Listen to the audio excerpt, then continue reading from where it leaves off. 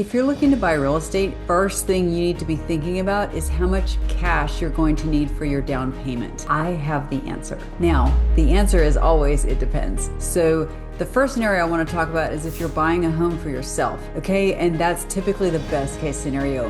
Banks love to sell, to lend to homeowners. So if you are going to live in the home yourself, it will be your primary residence. Best way to put down no money is to use two different types of product.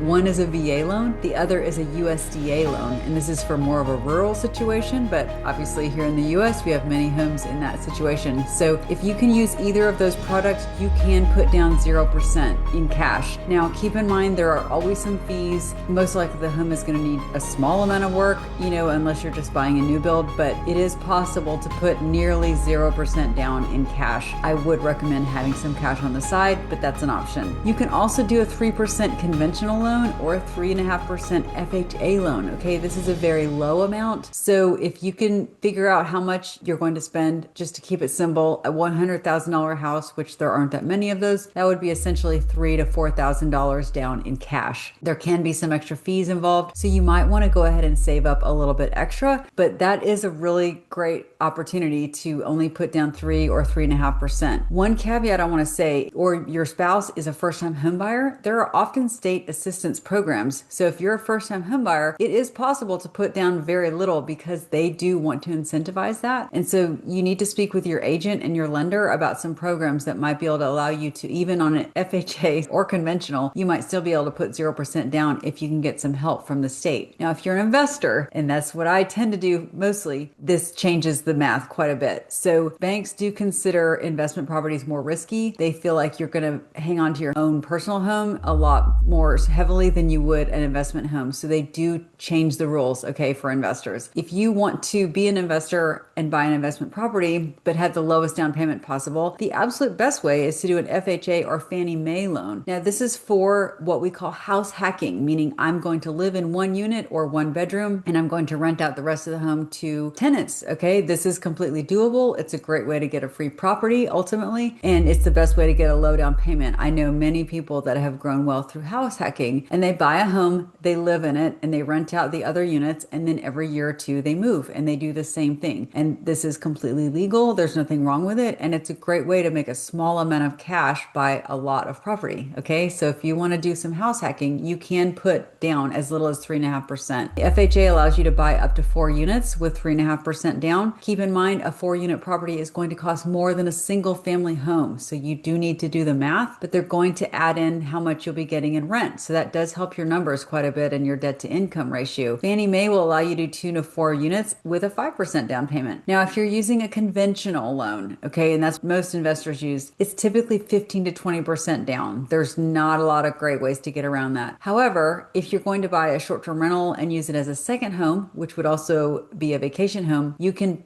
typically get down as low as 10%. So keep that in mind. So if you're buying a vacation property that's over 2 hours from where you live, you tell the bank, I'm going to use it a few times a year. They say, oh, okay, that's lower risk because the Smiths are most likely going to want to hang on to their vacation home more than a rental property. This is their logic. So keep that in mind. You can use that second home purchase to get a lower down payment. Many investors use a DSCR loan. The minimum is typically 20% on a DSCR loan. That's a debt service coverage ratio. And then a standard commercial loan, which is what you would need to use if you're buying in an LLC. You can also close a DSCR loan in an LLC. That's typically going to be 20 to 25%, depending on your credit, depending on what's going on. I really hope this is helpful to you. It's really important to save up that cash before you buy, okay? Before you start looking, have a budget in mind, talk to a lender, know what kind of loan you're going to need, and then set a goal for yourself. Maybe you don't have it, but maybe that gets you going to where you're saving up the money, you're working extra on the weekends or whatever. Once you have that down payment and maybe a little bit of extra padding, you are ready to go. If you're looking to buy here in Savannah, Georgia, let me know. I'd love to be of service with you. I work with Team 912. If you're buying somewhere else, I wish you all the best. I hope this is helpful and stay tuned for more.